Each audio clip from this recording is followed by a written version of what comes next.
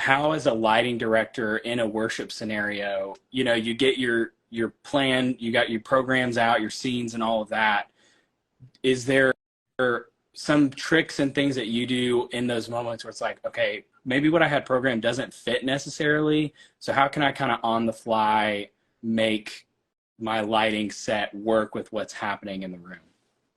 Absolutely. And I myself and several other LDs that I've been around, this is like the magic sauce that makes us like can make or break someone. And I think the key thing to realize is knowing the song or being able to understand the music or where it's going. So like I grew up learning music and being a drummer, going through high school band and all that.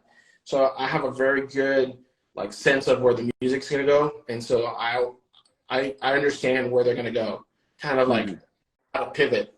Mm-hmm. Knowing the song really well also helps. Like kind of where they're gonna go in the bridge or chorus, and it's just knowing that fluidity, like just having that fluid mentality of like if it all changes, you got to go with the flow. And it kind of, to be honest, that's kind of the most exciting part. You kind of want the song to Mm-hmm. change because you're kind of like wanting to jump into the unknown. Yeah. It's such a magical feeling to kind of be guided in the music and kind of abandon all. I mean, at the end of the day, you'll be stressed out of your mind, but it's such a magical moment. It at the end of it, just to really go, I mean, like and it's funny. I think people think production people are support players in on the field, but I Mm-hmm. truly believe production people are just as much players on the field as musicians and worship leaders. Like Mm-hmm. if the worship team and the worship pastor and anybody, if they pivot and the production team can't pivot with them, then you're in an awkward situation. So it's Yeah. a really cool, special moment when the production team and the worship team are on the same playing field and same like they have the same playing.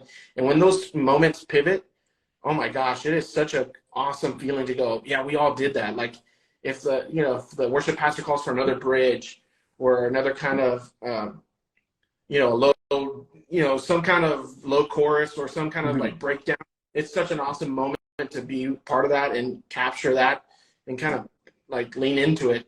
I think as an LD in the church world, one of the most rewarding and magical times is when stuff changes. It can be super stressful and sometimes frustrating. We're all human. I think when you go in and you pour in hours of programming, hours of preparation, and that all to change.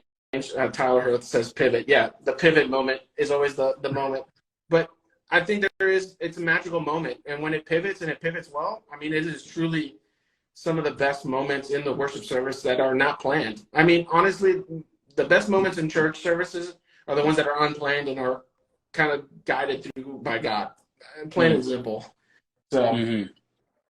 Yeah, I'll give snaps for that, right?